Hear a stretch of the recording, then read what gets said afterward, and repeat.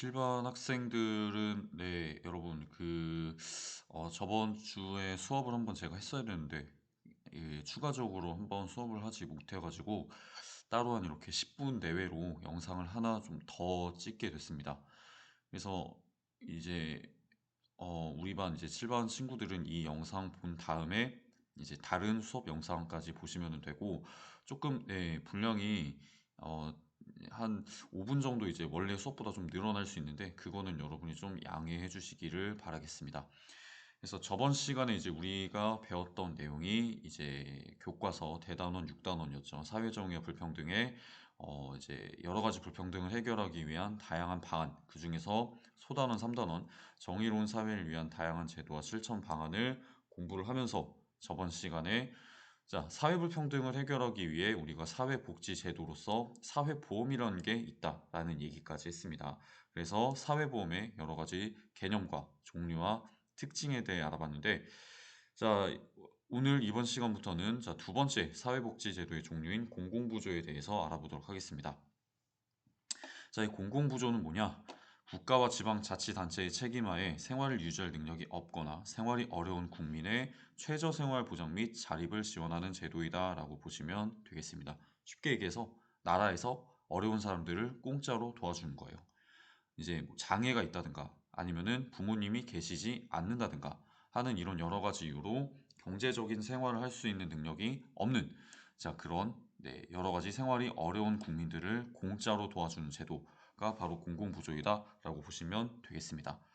근데 국가에서 여러분 사람들을 이제 국민들을 도와줄 때는 어떤 국민이 가난한 국민인가, 어려운 국민인가라고 하는 기준을 잘 정해야 되는데, 자, 바로 그 기준으로 적용할 수 있는 것이 여러분 여기 밑에 설명으로 나와 있는 절대적 빈곤과 상대적 빈곤이다라고 보시면 되겠습니다. 자, 절대적 빈곤은 뭐냐면은, 절대적 빈곤은 가구 소득이 최저생계비 미만인 상태를 얘기합니다. 가구 소득은 여러분 한 가구에서 얻는 일정한 소득을 얘기해요. 그래서 한 가구에서 한 가정에서 얻는 소득이 최저생계비 미만인 상태가 바로 절대적 빈곤이 된다. 그래서 최저생계비라는 것은 뭐냐? 정부에서 이제 우리나라 국민들이 최소한 인간다운 수준의 삶을 유지할 수 이제 인간다운 삶을 유지하기 위해 필요한 그런 생계 비용이다라고 보시면 되겠습니다. 그래서 최저 생계비는 정부에서 매년 얼마라고 이렇게 지정을 해줘요. 그렇기 때문에 이 최저 생계비 미만인 상태의 그런 이제 상태를 바로 이제 절대적 빈곤이다라고 얘기를 하는 것이고, 우리가 절대적 빈곤이 있다는 거는 반대로 또 무슨 빈곤이 있다는 걸까요? 그래서 상대적 빈곤이 있다는 얘기가 되겠죠. 그래서 어떤 사람이 가난한지 아닌지를 측정하는 두 번째 기준은 상대적 빈곤이 있는데, 이 상대적 빈곤은 뭐냐? 가구 소득이 중위소득의 50% 미만인 상태를 말한다라고 보시면 되겠습니다. 근데 이 중위소득은 여러분 처음 보는 개념일 거예요. 이 중위소득은 뭐냐? 가구들을, 여러분 우리나라에 존재하는 모든 가구들을 소득 순으로 나열했을 때 가장 가운데에 위치하는 가구의 소득이다, 이렇게 보시면 될 것 같아요. 예를 들어 우리나라 가구를 여러분 소득 순으로 쫙 일렬로 한 줄로 쫙 줄을 세우면, 가장 소득이 많은 가구는 뭐 삼성전자 뭐 이재용 회장님의 그런 뭐 가구가 되겠죠. 그다음에 저 꼴등 가구는 누굴까요? 꼴등 가구는 뭐 누군지는 정확하게 알 수 없지만 특정 가구가 있을 겁니다. 자, 그래서 이런 가구들을 소득순으로 쫙 줄을 세워가지고 그 중에 가장 가운데 위치하는 가구의 소득이 바로 무슨 가구? 이제 그 소득이 바로 무슨 소득이냐? 중위소득이다, 이렇게 보시면 되겠습니다. 자, 그래서 그 중위소득의 50% 미만인 상태를 바로 상대적 빈곤이라고 한다라고 정리하시면 될 것 같아요. 그래서 자, 어떤 가구가 빈곤한지 아닌지를 정하는 기준에 대해서는 이런 두 가지 기준을 적용해 볼 수 있다라고 보시면 되겠습니다. 그래서 이런 여러 가지 빈곤에 이제 시달리는 사람들을 나라에서 도와주는 제도가 공공부조이고, 이 공공부조의 종류로서는 기초생활보장제도, 의료급여, 기초연금, 다른 말로 이제 기초노령연금이라고 하는데, 이런 제도들이 마련돼 있다, 이렇게 보시면 되겠습니다. 전부 다 국민들이 기본적으로 인간다운 삶을 살 수 있도록 최소한의 지원을 해주는 제도이다, 이렇게 여러분들이 생각하시면 될 것 같아요. 자, 그래서 공공부조는 이렇게 빈곤층만을 나라에서 집중적으로 지원하는 것이기 때문에 어떤 특징을 가지고 있느냐? 일단 빈곤층만을 지원하는 것이기 때문에 공공부조는 사회보험보다 소득 재분배 효과가 훨씬 더 크다라고 하는 특징을 가지고 있습니다. 사회보험은 자기가 보험료를 평소에 낸 만큼 혜택을 받아간다라고 하는 특징이 있었는데, 공공부조는 그게 아니에요. 자, 자기가 이 공공부조에 필요한 그런 이제 비용을 부담하지 않았어도 공공부조의 혜택을 받을 수 있기 때문에 소득 재분배 효과가 훨씬 크다. 이렇게 보시면 되겠습니다. 그러니까 돈이 많은 이제 국민들이 세금을 내서 어려운 국민들을 도와준다라고 하는 성격을 가지고 있다. 이렇게 보시면 되겠습니다. 자, 그다음에 공공부조의 두 번째 특징은 제도 실행에 필요한 금액을 국가가 전액 부담한다라고 하는 특징이 있어요. 사회보험이랑 좀 다르죠. 사회보험은 일정 소득이 있는 개인과 정부와 기업이 보험료를 분담한다고 했습니다. 근데 공공부조는 자, 이 비용을 분담하지 않고 국가가 전액 부담한다. 그렇기 때문에 공공부조는 사회보험에 비해서 국가 재정의 부담이 크다. 이렇게 보시면 되겠습니다. 세금으로 어려운 사람들을 도와주는 거다 보니까 당연히 이 세금을 많이 써야 되는 그런 부담이 있는 거예요. 자, 그다음에 세 번째 공공부조의 특징엔 또 뭐가 있느냐? 제도의 혜택을 받는 사람들이 근로의욕을 잃어버릴 가능성이 있다라고 보시면 되겠습니다. 내가 아무런 일을 하지 않아도 아무런 소득이 없어도 나라에서 공짜로 도와주는 거기 때문에 공공부조의 혜택을 받는 사람들이 나 일 안 해. 야, 나 일 안 해도 나라에서 나를 공짜로 도와주니까 먹고 살긴 해주니까 난 그냥 여기에 안주할래 라고 해서 사람들이 그 자기가 처한 상황을 개선하려 하지 않고 근로의욕을 잃어버릴 그런 위험성이 있다라고 하는 특징이 있는 것으로 여러분들이 보시면 되겠습니다. 그래서 공공부조의 이런 여러 가지 특징에 의해 이런 내용들이 여러분 우리가 배운 사회보험과 조금 대비되는 내용이 있다. 이렇게 정리하시면 될 것 같아요. 자, 그리고 세 번째로 나오는 사회복지제도는 사회서비스입니다. 그래서 이 사회서비스는 뭐냐? 사회적으로는 꼭 필요하지만 낮은 수익성 때문에 민간 기업들이 생산에 참여하지 않는 복지 서비스이다라고 보시면 되겠습니다. 대표적으로는 간병, 보육, 교육, 가사, 문화, 환경 관련 여러 가지 부분에서 국가와 사회가 여러분들에게 제공하는 서비스이다. 이렇게 보시면 될 것 같아요.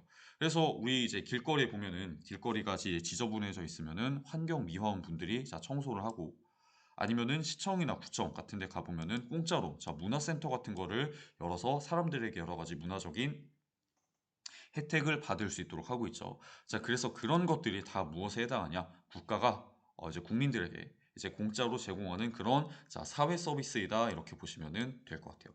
그래서 이런 여러 가지 사회복지 제도들을 통해서 사회보험, 우리가 알아본 사회보험과 그다음에 공공부조, 그다음에 사회 서비스 등등의 이런 여러 가지 사회복지 제도를 통해서 사람들이 여러 부문에서 불평등을 조금 해소할 수 있다 이렇게 보시면은 되겠습니다.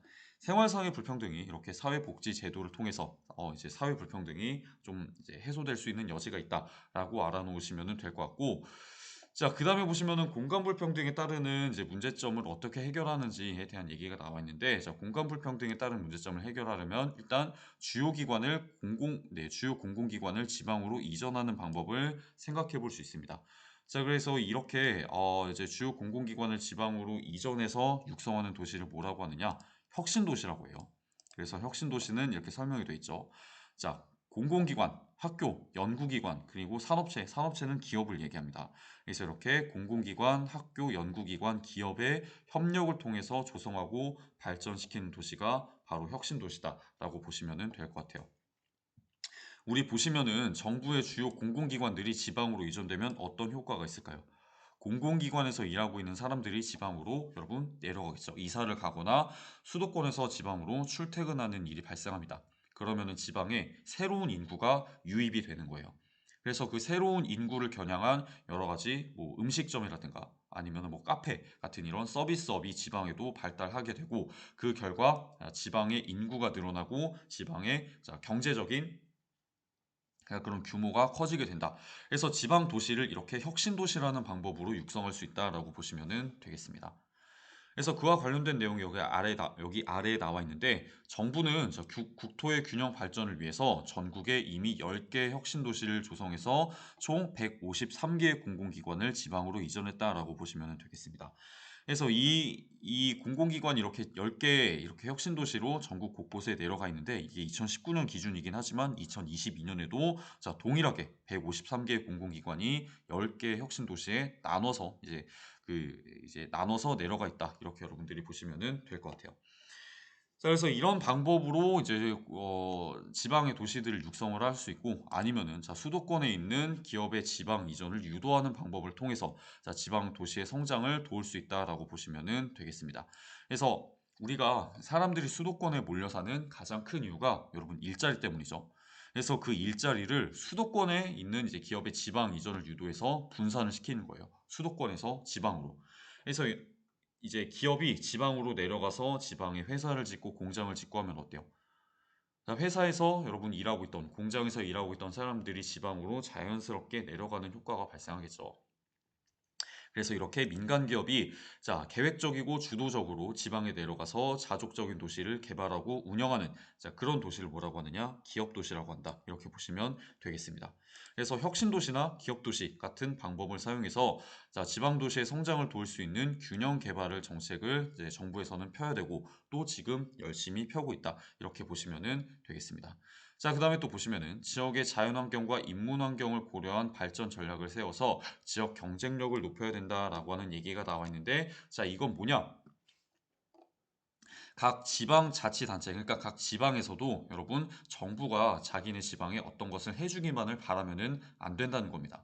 지방에서도 자기들이 자체적으로 그 지방의 그 지역의 자연환경과 인문 환경을 고려해서 발전 전략을 세워서 뭐 지역 축제를 만든다든가 아니면 지역 관광 상품을 개발한다든가 이런 여러 가지 방법을 통해 지역 경쟁력을 높여야 된다. 이렇게 보시면 되겠습니다. 그래서 우리나라 보시면은 여러분 굉장히 많은 지역에서 지역의 특색, 자연환경, 인문환경 이런 특색을 고려한 지역 축제 같은 거를 많이 만들고 있죠. 예를 들면 뭐 충남 보령 같은 데는 머드가 유명해요. 갯벌이 많아서 머드가 유명하기 때문에 머드 축제 이런 거를 하기도 하고 제주도 같은 데는 뭐 관광으로 유명하기도 한데 뭐 유채꽃이나 아니면은 감귤 이런 것으로 유명하기 때문에 그런 것들을 활용한 지역 축제를 굉장히 활발하게 개최하고 있죠. 자, 그래서 그런 방법을 통해서 각 지역도 자체적으로 지역 경쟁력을 높여야 된다라고 보시면 되겠습니다. 그래서 이런 방법을 통해 공간 불평등을 완벽하게는 아니지만 해소하는 자, 그런 방안을 시도할 수 있다라고 보시면 될 것 같고 자, 마지막 세 번째 내용인데 이 세 번째 내용은 뭐냐? 사회적 약자들에 대한 내용이에요. 그래서 우리가 장애인이나 아니면은 외국인 노동자나 아니면은 농어촌에 살고 있는 그런 주민들, 학생들 같은 이런 사회적 약자들은 사회적 지위나 배경 때문에 차별을 겪는 일이 굉장히 이제 우리 사회에서 빈번하게 발생을 하는데 오타가 하나 있죠. 그냥 파별이 아니라 차별입니다. 오타가 조금 프린트에서 요즘 가끔 발생하는데 여러분 좀 양해를 해주시면 감사하겠습니다. 자, 어쨌든 다시 내용으로 돌아와서 사회적 약자들이 여러분 자기들이 갖고 있는 사회적 지위나 배경 때문에 차별을 겪지 않도록 우리 사회에서는 동등한 기회와 조건을 제공하려는 법적, 제도적 방안을 모색해야 되며 때에 따라서 사회적 약자들의 불리한 조건을 완화해주기 위한 적극적 우대 조치도 도입할 필요가 있다라고 하는 내용이 나와 있어요. 사회적 약자들의 불평등을 해결해주기 위해 사회적 약자들을 사회 주류 구성원들과 동등하게 대우하려는 노력도 필요하고 때에 따라서는 오히려 사회적 약자들을 조금 더 우대해주는 적극적 우대 조치도 도입할 필요가 있다. 그래서 이런 적극적 우대 조치의 종류로는 기업이나 공공기관에서 자, 신규 직원을 채용할 때 장애인을 의무적으로 자, 고용해야 되는 장애인 고용 할당제나 아니면은 자, 대학에서 입학 시험을 볼 때 농어촌 지역에 살아가지고 교육적으로 많은 혜택을 받지 못하는 농어촌 학생을 우선적으로 선발하는 자, 농어촌 전형 등 차별받는 집단에 특혜를 주는 정책을 도입할 수 있다. 그래서 이런 정책들이 다 뭐에 해당하냐? 적극적 우대 조치에 해당한다라고 보시면 되겠습니다. 그래서 이런 여러 가지 방법을 통해 사회적 약자들이 겪는 사회 불평등을 해소할 수 있다. 이렇게 정리하시면 될 것 같아요. 근데 보시면은 여러분 이렇게 이 적극적 우대 조치 같은 것을 도입했을 때 문제가 발생하죠. 어떤 문제가 발생하느냐? 여러분, 역차별이라는 문제가 발생합니다. 예를 들어서 여러분 농어촌 학생 전용 같은 이런 케이스에서는 굉장히 열심히 공부하고 재능도 있고 이런 학생이 도시에 살고 있다는 이유로 떨어진 일이 가끔씩 발생해요. 그러면은 떨어진 학생은 굉장히 불만을 갖게 되겠죠. 아니 나는 열심히 공부하고 재능도 있고 자격도 있는데 단지 도시에 산다는 이유만으로 떨어졌어. 난 그러면은 이거는 나에 대해서 오히려 역으로 차별을 하는 거야 라고 생각할 수 있는 겁니다. 그래서 여러분이 수업 내용을 참고해서 적극적 우대 조치 도입에 따르는 역차별입니다. 네, 이것도 못하네요. 죄송합니다. 자, 이 역차별이 정당화될 수 있는지 자신의 의견을 한번 적어보자라고 하는 활동이 나와 있어요. 그래서 이 탐구 활동도 여러분 간단하게라도 좋으니까 여러분 뭐 한두 줄 정도라도 좋으니까 여러분의 생각을 한번 적어보시면 되겠습니다. 적극적 우대 조치 도입에 따르는 역차별이 정당화될 수 있는가? 그래서 여러분이 양쪽 입장에서 한번 다 생각을 해보세요. 내가 적극적 우대 조치 도입에 따라서 혜택을 받는 경우, 아니면은 이 적극적 우대 조치 도입에 따라 자 역차별을 받는 경우 이 두 경우로 생각을 해서 여러분이 한번 잘 이제 고려를 해 보신 다음에 이 역차별이 정당화될 수 있는지에 대해 여러분의 의견을 적어 보시면 되겠습니다. 자 지금 이 탐구 활동 역시 나중에 수행 평가 우리 포트폴리오 확인할 때 제가 확인하는 내용이기 때문에 여러분들이 반드시 해 주시면 될 것 같고 우리가 이제 여러분 이 뒤에 나오는 예 그래서 우리가 이제 프린트 27 페이지는 이렇게 모두 마무리를 했는데 자 이 뒤에 보시면 여러분 이제 우리가 대단원 7단원 문화와 다양성 단원이 나옵니다. 그래서 이 문화와 다양성 단원은 제가 이제 링크를 걸어 놓는 자 다른 수업을 통해서 여러분들이 수업을 들으시면 되겠습니다. 네. 좀 이 수업 시간이 제가 이 수업을 여러분을 좀 추가해 가지고 쪼끔 길어졌는데 여러분 이렇게 수업을 안 하면 여러분이 그 학교에 이제 등교를 하실 때 제가 따로 이제 시간을 내서 수업을 해야 되기 때문에 여러분 좀 양해를 해 주시기를 좀 부탁을 드리고 자 요 수업은 여기서 마무리하도록 하겠습니다. 자 여러분 모두 고생하셨고 이제 다음 7 단원 수업도 반드시 들어 주시기 바랍니다. 감사합니다.